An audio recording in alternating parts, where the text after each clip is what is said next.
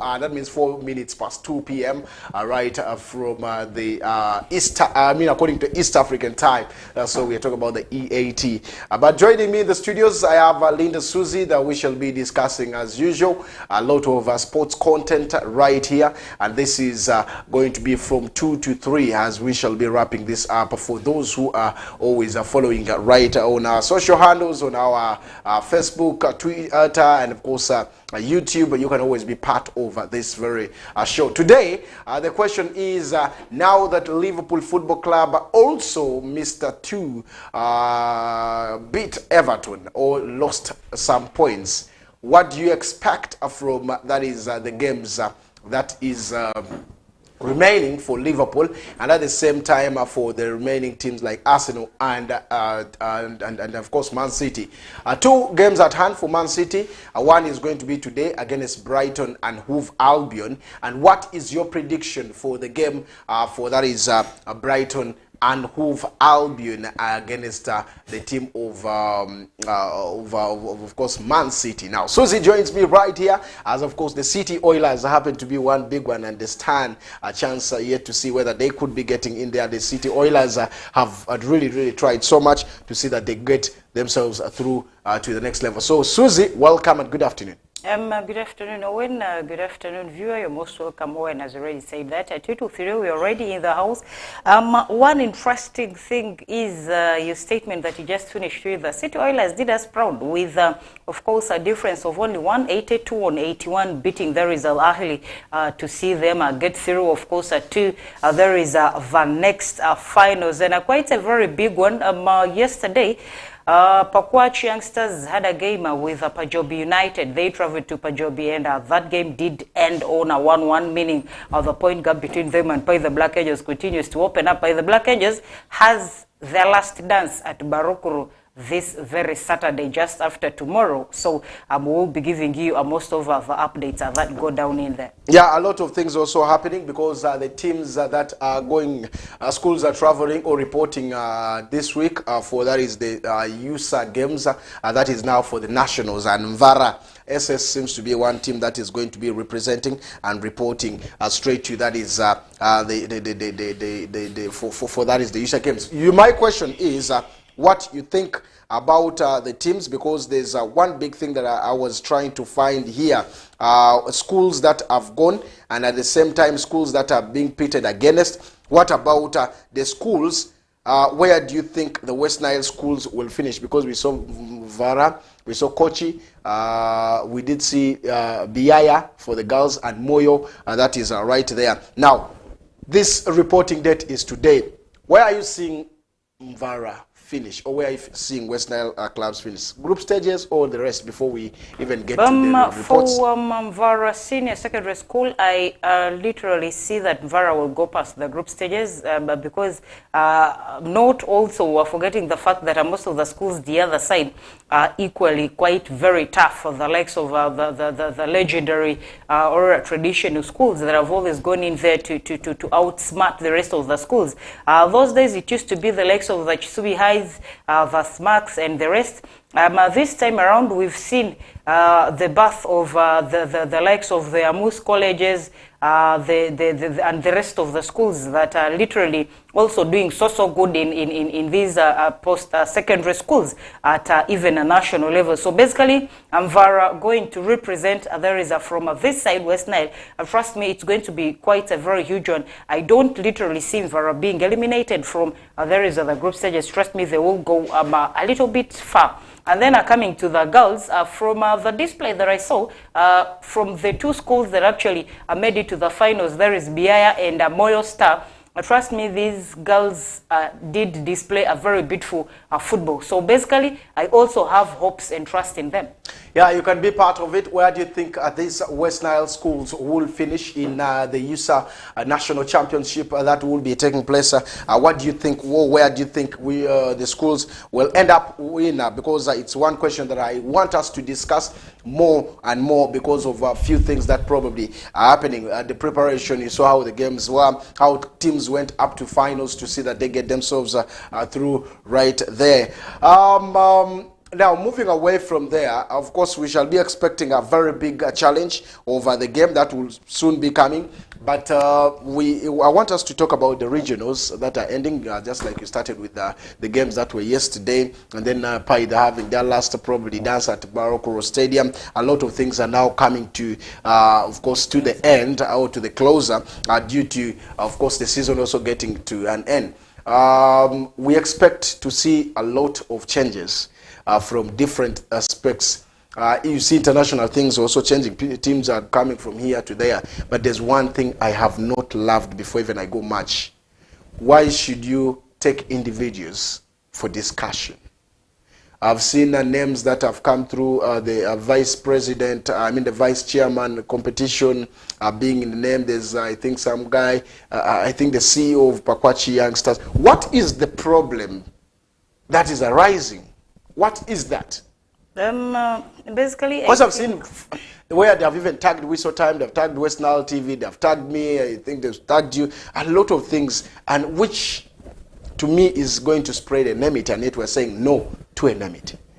I think they literally needed to go down and do a lot of research before they come through and tag such people. I think people are illiterate. Just like the other day when we hosted one of the biggest match assessors in the house, he told us, we basically asked him on how and why there are a lot of hooliganism issues in here, and I think he told us that people are not in the know.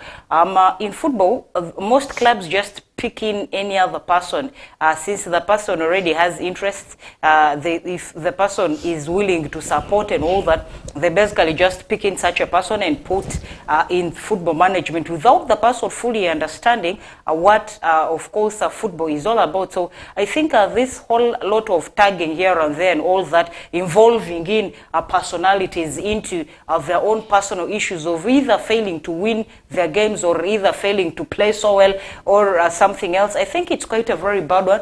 Just like you had said, it can bring in enmity. And by the way, someone can take that and sue the person that has tagged all these other people, because you are tagging someone minus their consent. I mean, when the person comes to you and tries to find out where the mistake is or why you are tagging them, what will you have to answer? Trust me, this is quite not a very good move for us in West Nile as we are trying to build football at grassroots levels. Yeah, a lot of things that keep happening. I think we really need to think about how lives of people, because there's going to be life after the football, where you need to be together. I don't think attacking individuals is one best way. If we have failed, if I have failed, then let's try to see. If the other one has failed, let's try to change things, look the other way.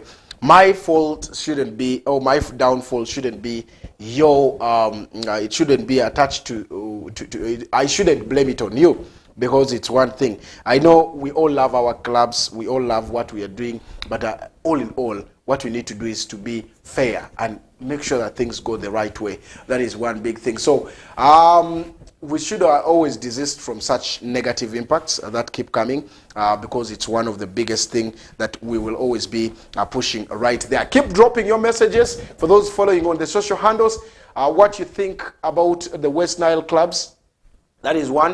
Where do you think they will finish? And that is the national championship. I'm already seeing people coming in right there. Thank you so much for keeping it right through. Then also, let's look into where you think the English Premier League will end. Who could be? Because now Liverpool lost it. I believe now, someone said it's now battle between Man City and Arsenal, not Liverpool, but I still believe Liverpool is still in the race. And for those who are also watching, please, let's keep sharing the content. Let's share the YouTube channel. Let's share, that is the Facebook, of course, for those who are not following maybe somewhere, but you can still be part of it so that you are able to watch and give comments there. So for those who are already watching, let's keep sharing the content to the rest of our friends right there.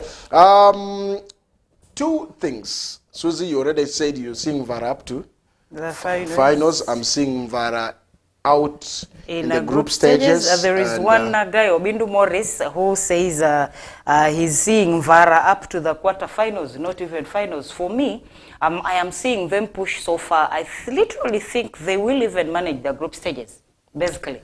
Okay, let's wait and see. That is when, after, of course, the group stages come up right there, which team they're going to face and where exactly they will be. But yesterday, Chitara showed what exactly they needed to do yesterday again to surpass or sink, that is Express, as the team couldn't get in there. A goal that, of course, 2-1, very outstanding. Chitara now really proving to be a hardcore or being wanting to be, of course, listed in the giants of Uganda football this season. It was quite a very massive one for there is Chitara in there, and Omedi seems to literally also not give up on the golden boot chase run, because I did see him registering his name onto there is the scoreboard yesterday. One of the goals actually came in from him, and I think that was the first goal. And then the second goal came in from an OB of there is Onduparaka, a former player, literally also of Onduparaka in there. So basically, it was a very massive one, and we literally anticipated that right here during the show, as of course we were doing the match analysis or the game analysis before the kickoff time over that game. I think sent in all our odds, or gave down all our odds to there is Chitara, and they didn't, of course, disappoint. They went in there to play Express and did beat them. Literally, Express now sinks down because before yesterday's game they were in position number 9 and Chitara did sit at position number 3. So from yesterday's result, this basically sees the two equally also changing in their positions on the table standings over StarTimes Uganda Premier League. I should say hopes have been also ignited for, that is the team of Vipers yet again. And just like I said the other time when the season had just started, saying for me I saw Vipers still going to be the champion of the StarTimes Uganda Premier League this season, because of the organization, because of the players they are having, the quality that is there. And indeed, hopes are very high for them now, because yesterday they lost to NEC. I mean, Bull lost to NEC, giving them privilege of now bridging gaps in there if they win their remaining games that are coming right there. So Uganda Premier League title race has taken another twist, because Sports Club Villa will also have to win today against Gaddafi if they are to keep their hopes alive to make sure that they get into the StarTimes Uganda Premier League title race. So these are some of the things that are happening right today. So in today's game, we'll be talking about that, but about the Bull NEC, did you expect that happen? Because NEC was home and they won the game.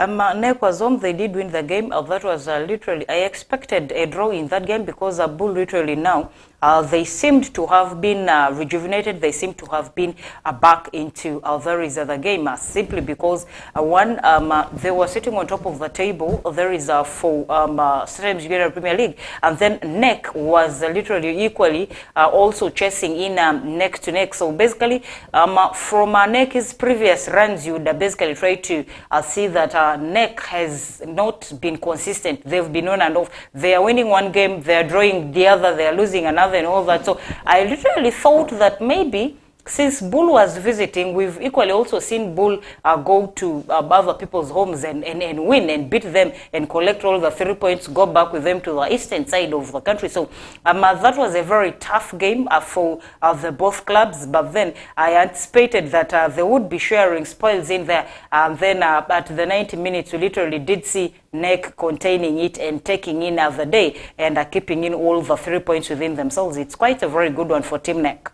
Of course, now that's a very big one, which just at least gives hope to the Hussein Mbalangus, because you know, you can be under fire and things really are not working your way.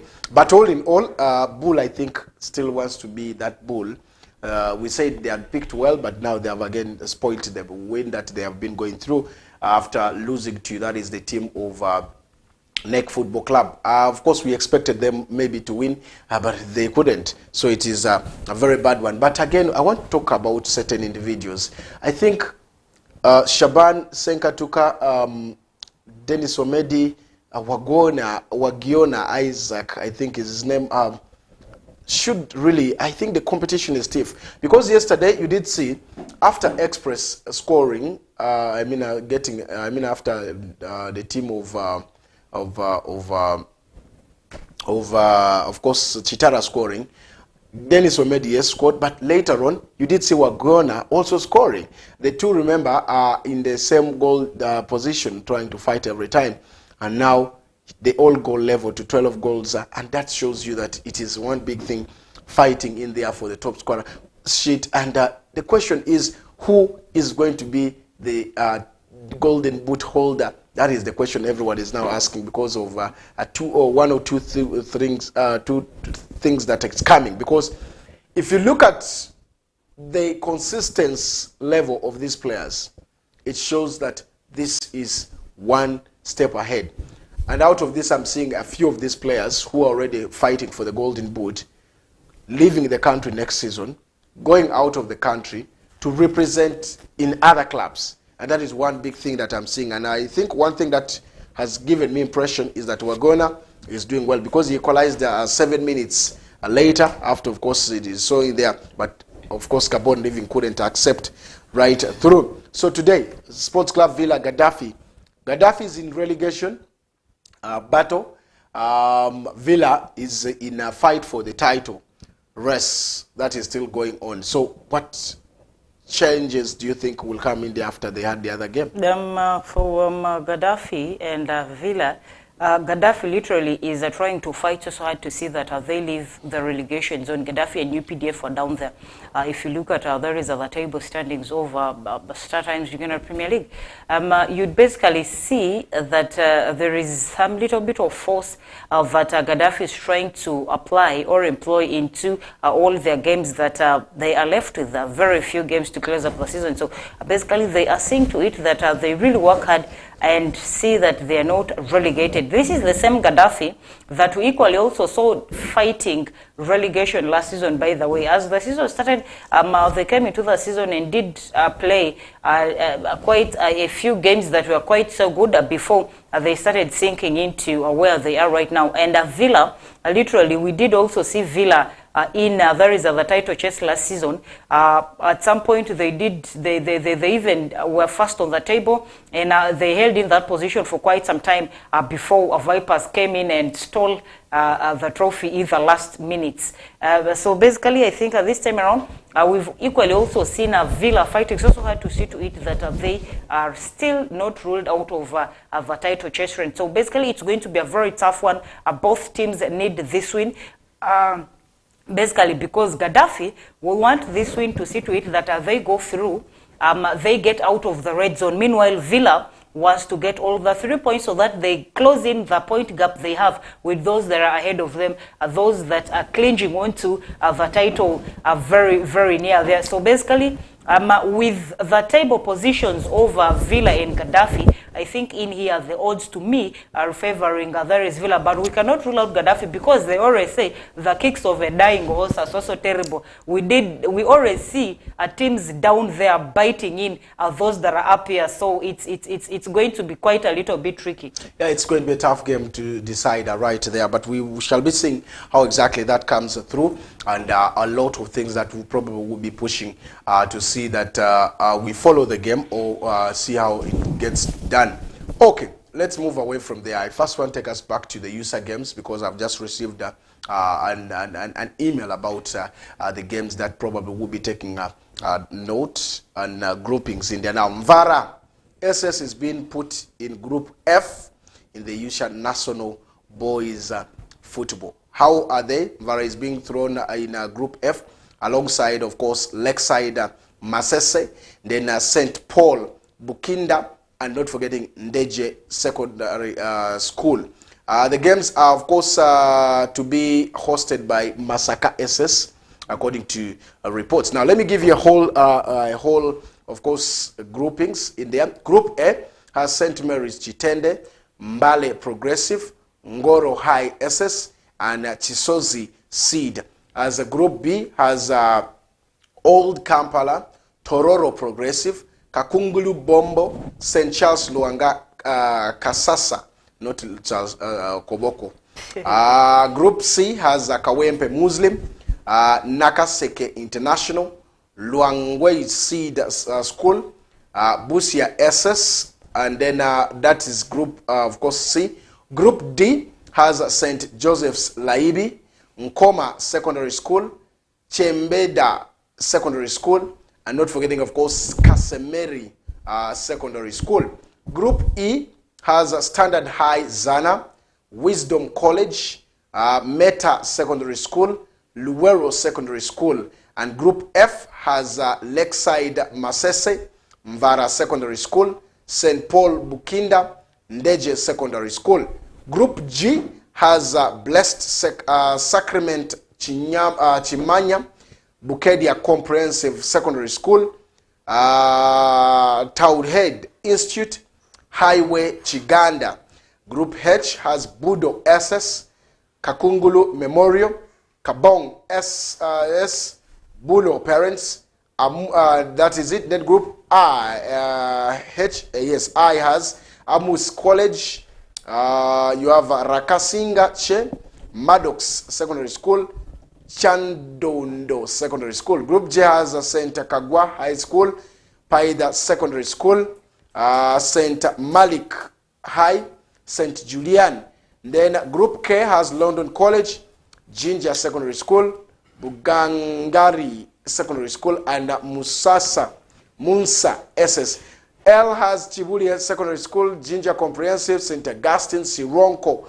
And then Group M has Jinja Progressive, Uganda Matters, Lubaga, Kochi Secondary School, Quality High School. Then Group N has Mukono Kings, of course Fort Poto, Pomba Secondary School, Seka Secondary School. Then Group O has Andy Mwesigwa, Walden Secondary School, Makombere, and Masaka Secondary School. As Group P is the last group that has St. Henry's Chitovo, Kabalega Secondary School, and then Kabulombo Secondary School, and Hillview College, Bulangira. So we have West Nile schools. Kochi is against Jinja Progressive, Matters Lubaga, and then of course Quality High. That is in Group M. Whereas we also do have another West Nile school, which is Paida Secondary School, against Kagwa High School, Maliko High, St. Julian. Then we have Mvara, that is also in Group, of course, the group Mvara is in Group H, which also has a lot to talk about, where we have just, in fact, Group F, where they have Lakeside, St. Paul, Bukinda, and Deje. So those are the things. Now, when you're giving us your view of where you think these teams will finish, please give it to us in a way that you be part of, after analyzing this whole thing, and give us where you think these schools will be finishing right here. So your comments are very important as you keep also sharing the content with the rest of the people. So that's how the teams are going to be, Susie. It is already out.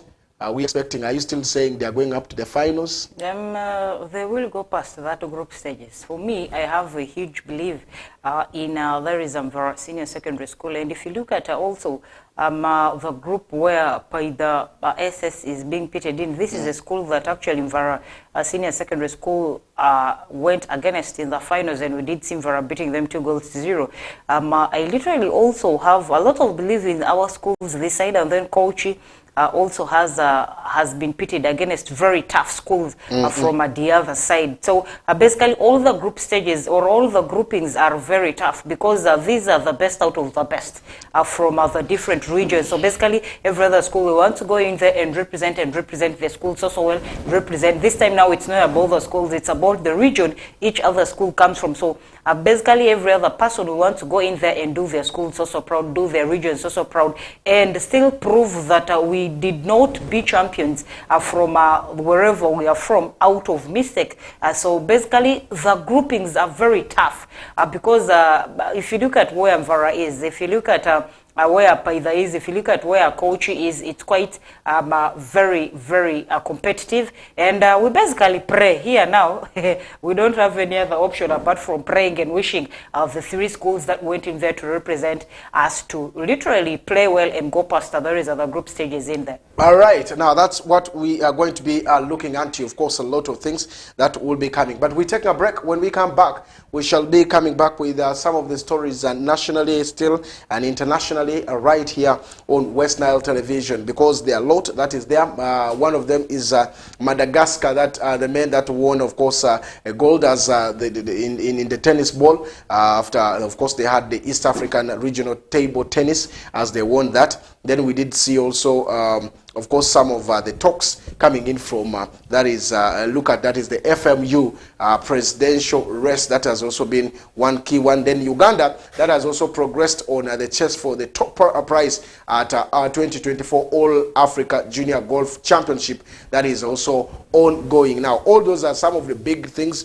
that are happening. But Bright Star and KCCA can start top in, that is the form of KCCA. Can they make it? That's one thing we shall also come and talk about this. And Busoga has a news for us. What is in the news? We shall be coming to talk about that. Let's take a break.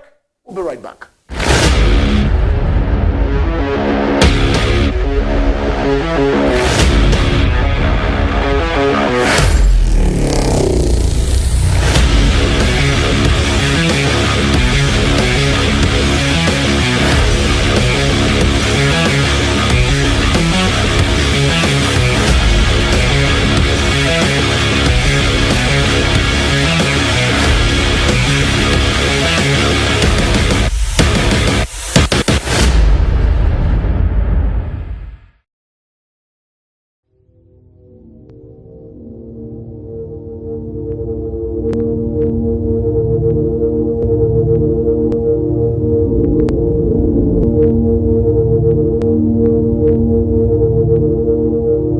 West Nile TV, lighting up the region.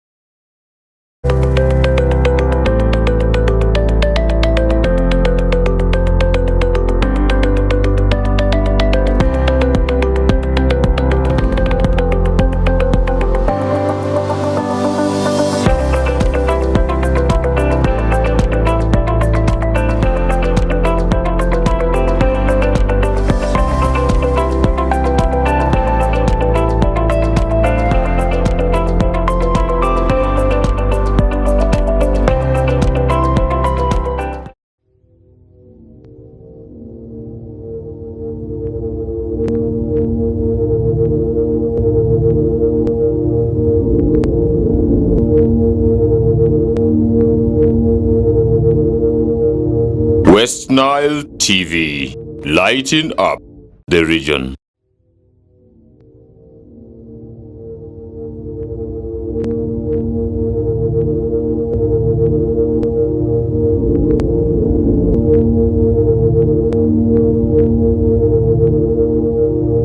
West Nile TV, lighting up the region.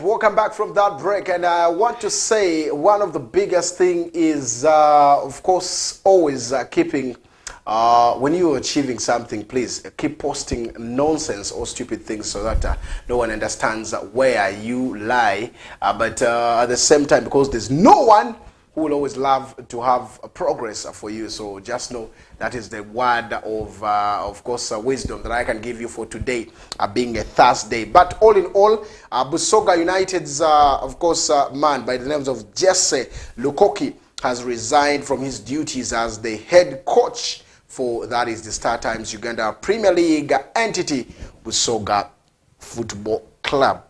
He's a CAF B, and he has said bye-bye to the team. Bad one for Busoga. A very terrible one, coupled with, of course, their position that they sit on with at the table standings over UPL. It's quite a very terrible one. We have seen teams being affected in there is a big league with the coaches leaving them midway or halfway. Last season, we did see a Bull suffer because Alex Isabri left them. We did see also Vipers tremble a little bit recently when, of course, they did part ways with there is their head coach, Mr. There is Livingston Mbabazi. So basically, it's quite a very bad one.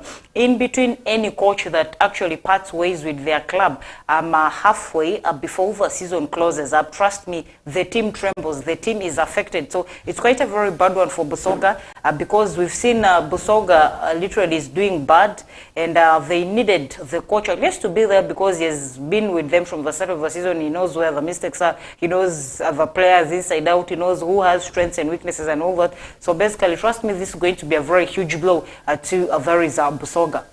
Yes, of course, a very bad one. But for the club CEO, he said, the man by the names of Derek Lule, he's saying he has not received any official communication from, that is the coach, because he feels he needs to come up and make an official report. But he's saying he's waiting for the resignation letter from this coach in there. But still, there's a report saying that they have recalled their former coach, Afan Ikoba, to step in the shoes for, that is the department. And of course, the department that Lukolki has left in there, and then joined the veteran Luchamuzi and Bright Daira, the goalkeeping coach, to take on the team. Last Thursday, remember, Maroons Football Club humiliated Busoga 3-0 at, that is Prisons Stadium in Luzira during their latest contest that you saw happened. But at the same time, Busoga United, that rebranded from Jinja Chirinya, if you remember, were looking forward to see that they really need to keep it right there. It's a difficult period for them because the current season, they have managed just 4 victories in 23 matches played so far. So they have drawn 6 times and lost 13 times, with, of course, a total of 18 points only, sitting in the 14th place. Busoga's next game will be against Wachiso Giants on Friday, which is tomorrow, at, that is Fufa Technical Center, Njeru. This coach has left them probably in a wrong time. After knowing all what you just said about, or knowing what exactly he's supposed to do for the team, but there should be maybe a challenge why he has left the team. I think Wachiso and Busoga are playing in that very game tomorrow. These are all teams that, to me, are not doing so well. If you look at Wachiso Giants, they have 26 points, yes, and Busoga has 18 points ahead of UPDF that literally sits in where is the relegation zone. So basically, this is going to be a battle to see to it that Wachiso Giants, yes, they need this point to, of course, get out of that zone where they are. They are safe, the relegation zone, but basically not so safe. There is in the remaining games, if the teams that sit below them literally do play so well. But so for Busoga, it's quite a very bad one that they are being relegated. They sit in the relegation zone together with UPDF and the likes of Gaddafi and the rest. So I think it's quite going to be a very bad one for them. This has been a terrible blow, but the coach lives at a very bad time. That was a very wrong timing, according to me. But like you had said, whatever reasons he has for, of course, leaving the club is best known to him and the club. So basically, we would be waiting for one official statement from him. Just like the CEO said, he had not yet received an official statement or an official letter saying that he had resigned. But the news has already reached a whistle time desk. So basically, in tomorrow's game, the both teams literally will be needing all the 3 points to survive. They basically are doing so bad on the table standings if you look at that. So I think Wachiso is of an upper hand here now ahead of Busoga, because when they have already been pressed one side simply because the coach is left, and basically it's of an advantage to there is a Wachiso Giants who will use this advantage to go past them. Yeah, it's a very big one. Of course, we shall be waiting to see how this comes up with, and of course, how the teams will be. Now, let's go internationally and see some of the are coming up right there before we, of course, call it a day for today, and with a lot of things. Yesterday, a couple of games were played, and Liverpool was destroyed by Everton in what is called the Merseyside Derby. That saw a lot of things that, of course, teams have not believed, but Everton, after quite a long time, because Everton has this is a record, or this is they have recorded a statement of 2-0 home win, because it's been quite a long time after this has happened. And I did break down saying that this was Sindice's first Merseyside derby, and it has not been an easy one. So they have been docked points. They have been so far 4, I think, have been docked from them, which has been so challenging, but they're still keeping in there. Jurgen Klopp is saying that, yes, really, it was not their day right there. Dominic Calvert-Lewin scored in that is the 55th minute, and Luis Diaz also making the team of course, Everton to still be ahead of Liverpool yesterday in the Merseyside. So it's a very, very big one. And of course, Braithwaite netted the first, of course, goal, which was a crucial opener for them, which meant very, very big for such a team. What do you see, or what do you think happened in the so costed them? I think Liverpool basically didn't. To me, I think they just underlooked at there is a team Everton, and they went into this game with literally seeing the two clubs where they stand. Liverpool has been winning most of the games and all that. We all know they were a better side, but compared to Everton before the game, we were basically shocked to see to it that, of course, Liverpool did lose in there to there is a team Everton 2-0. With the goals, of course, are coming through. I think it was basically a very bad one for there is team Liverpool. But then if you look at Everton, this time around, Everton did win that game. But one advantage was Everton was home. Matches it was like you had said, matches it was a derby, but Everton was home, so they had all literally the 12-man squad that pushed them through and all that. So they needed to, I think, also outplay and give back to their fans that have always been there. Like you had said, with all the challenges that they have gone through throughout this season of there is the English Premier League.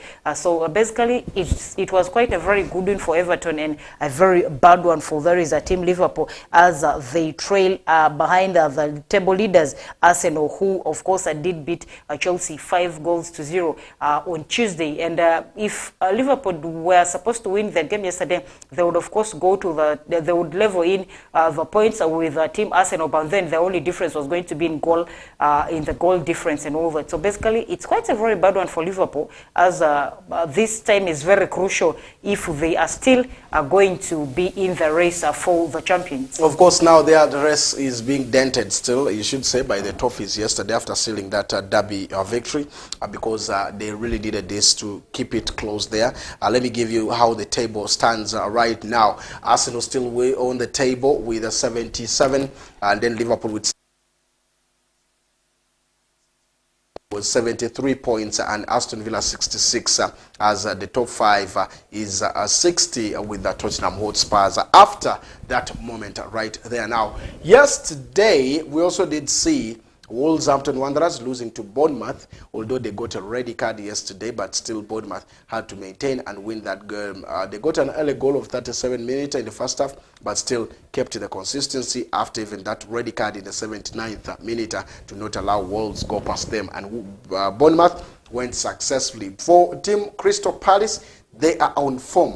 I should say very much on form. The Eagles are really doing good, and they had an under Glasson with, of course, a 2-0 win over, that is, Newcastle. Newcastle keeps giving you the hope today. Tomorrow they're not there. Today they're there. Eddie Howe is really not doing well right there. And this makes Crystal Palace, by the way, or Newcastle, Newcastle to go off where they were supposed to be. Crystal Palace adds in the points right there. Remember, Newcastle before yesterday's game was at number 6, and now this has sloped them down because they have remained to 50 points yet again after United winning yesterday. United also had a game. I'm talking about Manchester United. Sheffield against Sheffield. They conceded first after that error from Onana. Then, of course, later on, a goal that came in from Harry Maguire Brasheda. He has scored twice consistently against for Manchester United. Then Diaz coming with, of course, another goal. But later on, Fernandes getting into the spot and scoring that penalty and doubling his brace yesterday. And, of course, Rasmus Hojlund finishing it at the 85th minute for United. Of course, they go to number 6, where you could be seeing that they have now 53 points. But the advantage is that now they don't have any negative and instead have 1 goal to their name. United right there today is there, but tomorrow, what is the next opponent that they will face? Do you think they will survive is also another thing. But all in all, how did you rate the performances of the English Premier League yesterday? The games yesterday, of course, brought in a lot of surprising results. If you look at the Wolves Bournemouth game, I think every other person didn't expect Bournemouth to go past there is a Wolves, but we did see a Wolves losing in to 1-0 in there. Then talking about Crystal Palace and Newcastle, just like you had said, Newcastle is becoming scam, just like Tottenham Hotspurs. They go in today, they're winning in maybe 2 games, the third one they are losing, the fourth one it's a draw and all that. So basically it's quite very slippery. Most of the teams, by the way, in English Premier League are becoming very inconsistent. They are winning in games here. The next game they are losing it out and all that. So basically it's becoming quite very weird, and with a lot of interesting games. Liverpool and Everton, this is something we already discussed. For Manchester United and Sheffield United, like after you had said Manchester United conceding in the first goal, I think literally this time around they had to come back. We've already seen them come back and also conceding defeat at, of course, at the end of the final whistle. So basically I think yesterday was quite a very good one, and Manchester United with their position on the table, it has not been quite a very good one, especially for a team like Manchester United. So picking in the 3 wins yesterday, like you had said, propels them and now removes the negative. So it's quite a very good one. We believe that they go past the remaining teams, literally I think around 4 teams or something of that sort, 4 or 3 for the season to end. So we pray that they be able to go past the remaining teams that will come up in their next fixtures. And of course today, Amex Stadium, or you talk about the American Express Stadium, will be hosting, of course, the team of the Citizens, Man City, as of course they will be there. Remember, this was a very tight game at Etihad. It was a very big one last year in October when, of course, Man City met with Brighton and almost lost the game, but fought back to win it 2-1. And now today they will be also making sure that they fight so much to see this works out. But one big thing is that you have a challenge of only having what am I talking about? The challenge of Brighton having a lot of injuries right now. If you look at the team news, Brighton will have to cope without, of course, surely Match. That's a key figure. He has a knee injury. Corey Mitoma will be out because of back injury. Jack Hinchen-Wool will be out because of foot injury. James Milner will be out because of thigh injury. Tarek Lamptey will be out because of muscle injury. Billy Gilmore, one of the key players, will be out because of injury. Evan Ferguson will be out because of injury, ankle injury. Pasvin Estupinan will be out. One of the best players, probably, who does not allow backline to move, will be out. Now, the later over whom is ruled out for that is the rest of the season is also one big one, because names like Kisso will still be one, because I had a knock. Adam, of course, Webster, he is available to return for the game, but we shall be waiting to see. Matchday squad, although you could see both Lewis Dunk and John Paul Van Heck, who could be coming back to continue with the team in the defense. So it's a tough one for them, as only Man City has a few names that you could be expecting out. So what are you expecting in this game? Because they don't have much in there. It is their sick bay, but of course Brighton has a list of first starters in the team. It's going to be a very tough one for there is a team Brighton, with of course that very long list of their injuries. Basically, like you said, most of course those that happen to appear on the injury list are people that do feature in their first squad or first team. So basically it's going to affect them. We've seen a lot of teams suffer in the hands of the opponents in matches they are rated the best, but then as long as you have a very long injury list, trust me, it gets to affect you, because the coach suffers to see to it who fills in the vacant space for the other person that is out injured and all that. So basically it's quite going to be a very tough one for there is a team Brighton with their very long list of injuries. Okay, that's one big thing that we shall be really ending up with, because I don't want to talk much. Transfers are coming, so we shall talk about that. But of course, it's been a nice time having you watching the show live.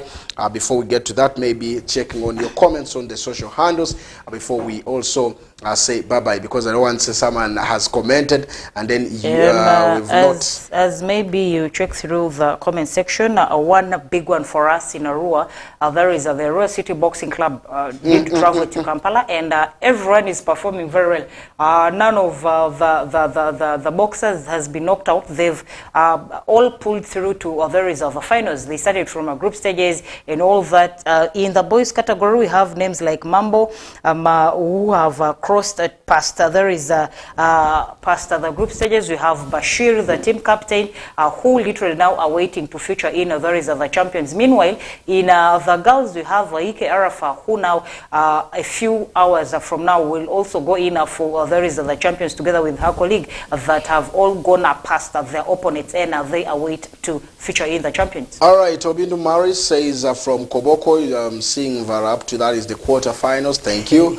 Majeje following from that is Oria Trading Center. Thank you so much for following.